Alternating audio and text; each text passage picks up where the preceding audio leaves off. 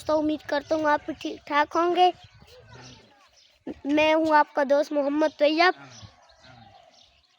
तैयब, तुम यहाँ पर क्या कर रहे हो? ये है मेरी बहन मानू। आप कैसी हैं? मैं ठीक हूँ। क्या कर रहे हो इधर? वीडियो बना रहा हूँ। आप क्या कर रही हैं? मैं आपको देखने आई हूँ। 7 दिनों के बाद धूप निकली है और बहुत नुकसान, इधर बहुत नुकसान हुए। सबकी खेदें खराब हुई हैं। ये देखें खेदें।